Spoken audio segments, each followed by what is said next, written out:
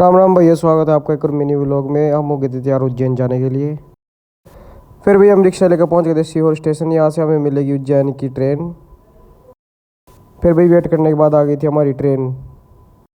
उसके बाद हम भाई बैठ गए थे सभी ट्रेन में। फिर हम चल दिए थे उज्जैन की तरफ महाकाल जी के दर्शन करने। फिर उसके बाद भाई हमारे बड़ी भैया ने कर दिया था कीर्तन शुरू।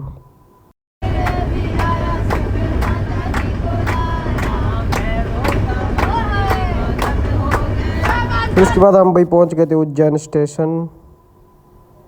उसके बाद हमने भाई ली रिक्शा मंदिर तक पहुंचने के लिए। यहाँ फिर बैग एडजस्टमेंट हो रही थी पीछे देखो। मैं भाई पूरी चौड़ा में बैठा था कि मैं तो आराम से बैठा गमन एडजस्टमेंट करने की जरूरत नहीं, पर अंकल ने मेरा और माइनस कर दिया ये बोल का मेरे थे। फिर उसके बाद हम भाई पहुंच गए थे उज्जैन। उज्जैन में देखो भाई बड़ी बड़ी सुंदर मूर्तियाँ। फिर उसके बाद हम हो गए थे भाई तैयार शार। फिर हम चले थे भाई महादेव जी के दर्शन करने। ये देखो व्यू चेक करो आप, यहाँ से कितना सुंदर व्यू आ रहा था ब्रिज थे। देखो भाई आप सारे। फिर भी हम मंदिर के अंदर कर गए थे प्रवेश। फिर वहाँ मैंने देखी मूर्तियाँ। फिर उसके बाद हमने लगवाया महादेव जी के नाम का तिलक। फिर हम आगे चल दिए। यहाँ देखो भाई चेकिंग चल रही थी, लाइन लग रही थी यहाँ से बहुत ज़्यादा।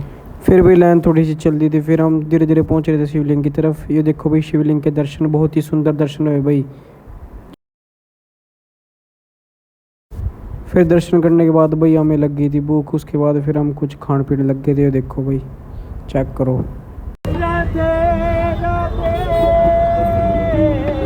फिर भी हम वहाँ आ गए थे जहाँ भगवान श्री कृष्ण ने 64 विद्याओं का ज्ञान प्राप्त किया था 64 दिनों में।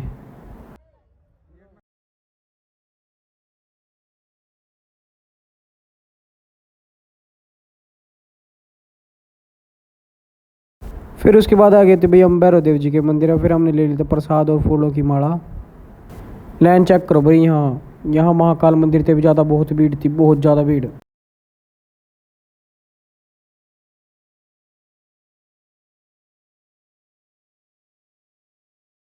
यहाँ सभी अपनी मन्नत पूरी करने वास्ते धागे बांध कर जाए देखो।